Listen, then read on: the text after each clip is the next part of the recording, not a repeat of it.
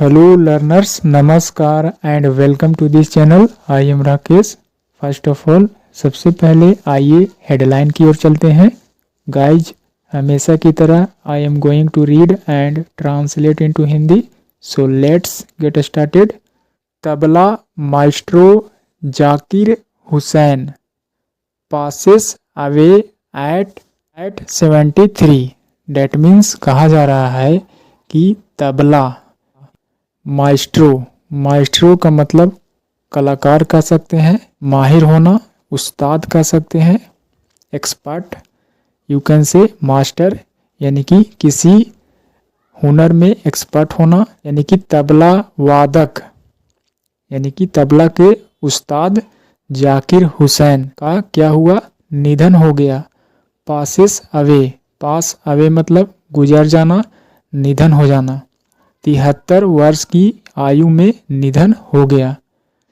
इस तरह से इस हेडलाइन का मतलब हुआ जाकिर हुसैन की 73 वर्ष की आयु में निधन हुआ। Pass away that means die. And tabla, जो कि भारतीय संगीत में इसका इस्तेमाल किया जाता है। You can see about tabla. Now let's move on the main article. Tabla maestro and Padma Vibhushan Zakir Hussain passed away late last night at the age of 73 in San Francisco from idiopathic pulmonary fibrosis, idiopathic pulmonary fibrosis the name of disease, एक रोग का नाम है। कहा जा रहा है कि तबला के उस्ताद, माइस्ट्रो डेट मीन्स एक्सपर्ट, कलाकार, उस्ताद कह सकते हैं, यानी कि तबला बजाने वाले तबला के उस्ताद। एंड पद्म विभूषण, और पद्म विभूषण जाकिर हुसैन का क्या हो गया, पास्ड अवे, यानी कि गुजर गए, निधन हो गया। लेट लास्ट नाइट, यानी कि देर कल रात को। लेट लास्ट नाइट यानी कि पिछले रात को, देर कल रात को। At the age of 73, that means 73 वर्ष की आयु में, कल देर रात को जाकिर हुसैन का निधन हो गया। इन सैन फ्रांसिस्को, यानी कि फ्रांस के सैन फ्रांसिस्को शहर में। फ्रॉम यानी कि किस रोग के कारण, फ्रॉम इडियोपैथिक पल्मोनरी फाइब्रोसिस से, इडियोपैथिक पल्मोनरी फाइब्रोसिस से उनका निधन हो गया। यह जो है से एक प्रकार का रोग है। इस रोग के कारण उनकी मृत्यु हो गई, इस रोग के कारण उनका निधन हुआ। An official statement, it means एक आधिकारिक बयान, कथन कह सकते हैं, एक आधिकारिक बयान। फ्रॉम कहाँ से आया, from his family sad on Monday, जो कि सोमवार को उनके परिवार वालों ने कहा, यानी कि उनके परिवार वालों ने सोमवार को एक आधिकारिक बयान दिया। उसके अनुसार उनका निधन हुआ, की पुष्टि हुई कि उनका निधन हुआ। Next, Hussain was a 4-time Grammy award winner and has received, यहाँ पर प्रेजेंट परफेक्ट टेंस का स्ट्रक्चर है, हैज के बाद वर्ब का third form received, the Padma Vibhushan, India's second highest civilian award. Date means कहा जा रहा है कि हुसैन जो है 4 बार ग्रैमी पुरस्कार, यानी कि 4 बार ग्रैमी अवार्ड पुरस्कार जो है से पाने वाले, डेट मीन्स विजेता रहे हैं, यानी कि उनको 4 बार ग्रैमी पुरस्कार मिला। एंड हैज रिसीव्ड, और उन्होंने प्राप्त किया है द पद्म विभूषण, जो कि भारत के दूसरा सबसे बड़ा क्या है, नागरिक पुरस्कार है और इस पुरस्कार से उन्हें सम्मानित किया गया है थ्रू हिज परफॉर्मेंस, यानी कि थ्रू के जरिए, हिज परफॉर्मेंस अपने प्रदर्शन के जरिए, अपने प्रदर्शन के जरिए ही ट्रांसफॉर्म्ड द तबला, उन्होंने क्या किया है, ट्रांसफॉर्म्ड यानी कि बदला है, परिवर्तन किया है, द तबला, तबला को इनटू ग्लोबली यानी कि वैश्विक स्तर पर, पूरे विश्व में, यानी कि पूरे विश्व स्तर पर लव्ड सोलो इंस्ट्रूमेंट यानी कि एकल वाद्य के रूप में, इंस्ट्रूमेंट का मतलब यंत्र, सोलो यानी कि एकल, सिंगल यानी कि उन्होंने ट्रांसफॉर्म अपने वाद्य यंत्र, तबला यंत्र को, यानी कि उन्होंने तबला को बदला है इनटू ग्लोबली, पूरे विश्व स्तर पर लव्ड, पसंद किया जाने वाला है, यानी कि दुनिया के लोग उन्हें क्या किए हैं, लव्ड, पसंद किए हैं, और इस तरह से सोलो इंस्ट्रूमेंट, एकल वाद्य के रूप में परिवर्तन किया, यानी कि एकल वाद्य यंत्र के रूप में ट्रांसफॉर्म किया।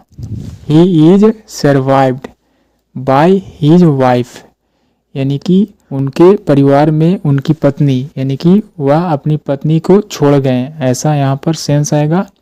उनकी पत्नी Antonia Minnecola and his daughters, उनकी बेटियां Anisa Qureshi, Isabella Qureshi and और हर फैमिली, और उनका परिवार, हिज ब्रदर्स, उनका भाई, तौफीक एंड फजल कुरैशी, यानी कि हुसैन के भाई लोग जिनका नाम तौफीक और फजल कुरैशी है, एंड और हिज सिस्टर, और उनकी बहन खुर्शीद औलिया।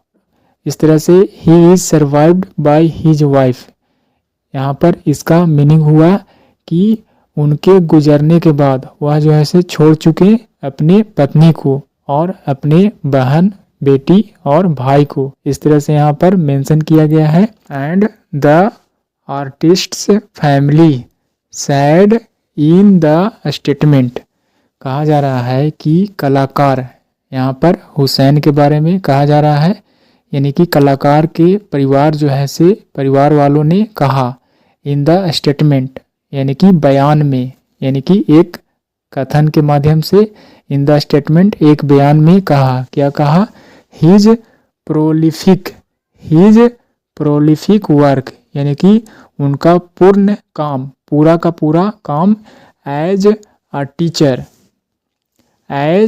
अ टीचर मेंटर एंड एजुकेटर, यानी कि उनका जो है से, उनका प्रोलिफिक यानी कि विपुल कार्य, यानी कि बहुत ही बड़े पैमाने पर जो उन्होंने कार्य किया, बड़े पैमाने पर जीवन भर उन्होंने जो कार्य किया, वह किस रूप में जाना जाता है, एज अ टीचर, एक शिक्षक, एक मेंटर, एक शिक्षक मेंटर, डेट मीन्स मार्गदर्शक, एक शिक्षक के रूप में एक मार्गदर्शक, और साथ ही साथ एजुकेटर, अध्यापक के रूप में कर सकते हैं। Has left N indelible mark on countless musicians का मतलब संगीतकारों, काउंटलेस अनगिनत, जिनकी गणना नहीं की जा सकती है, काउंटलेस अनगिनत, असंख्य, इनडेलिबल का मतलब अमिट, मार्क का मतलब छाप, चिन्ह, यानी कि अमिट के मतलब जिसे मिटाया नहीं जा सकता है, एक अमिट छाप जो है से काउंटलेस म्यूजिशियंस, यानी कि अनगिनत संगीतकारों पर जो है से एक अमिट छाप छोड़ी है।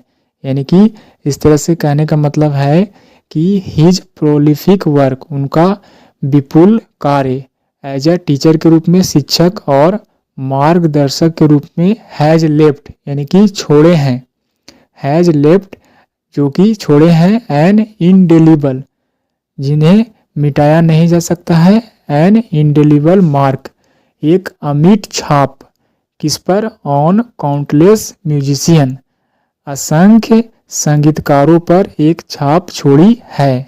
ऐसा कहने का मतलब है।